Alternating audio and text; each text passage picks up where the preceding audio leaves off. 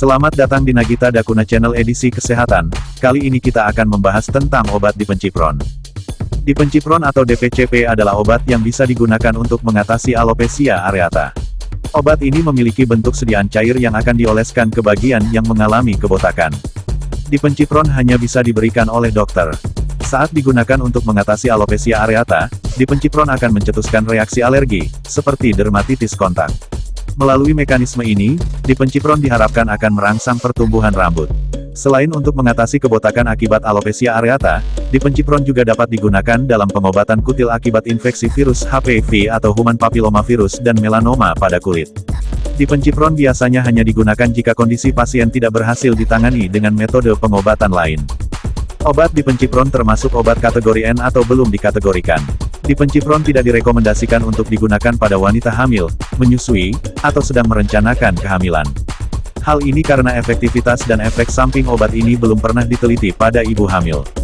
Belum diketahui juga apakah Dipencipron bisa mempengaruhi kesuburan.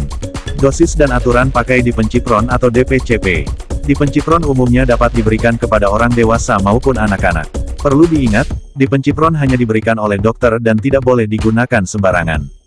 Dosis Dipencipron akan ditentukan berdasarkan jenis gangguan kulit yang ingin diobati, tingkat keparahan kondisi, dan respons terapi.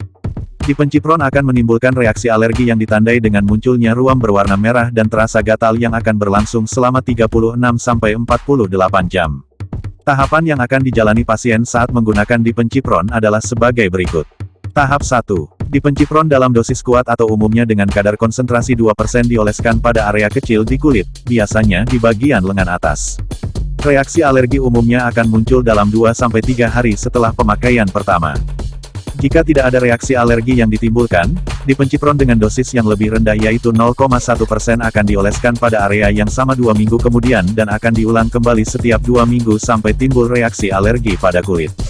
Tahap 2. Jika reaksi alergi telah timbul, tahap berikutnya adalah menentukan dosis yang tepat untuk menimbulkan reaksi alergi yang diinginkan di kulit. Dokter akan mengoleskan obat dalam dosis yang sangat rendah, umumnya dengan kadar konsentrasi 0,001% pada area kecil di kulit. Dosis yang diberikan akan ditingkatkan setiap minggu hingga timbul reaksi yang diinginkan di kulit. Tahap 3. Setelah diketahui dosis yang tepat, Dipencipron akan dioleskan di bagian kulit yang bermasalah setiap 1-2 minggu. Jangka waktu penggunaan Dipencipronnya berbeda-beda pada tiap pasien, tergantung dari seberapa cepat respons tubuh pasien terhadap obat, serta tingkat keparahan kondisi.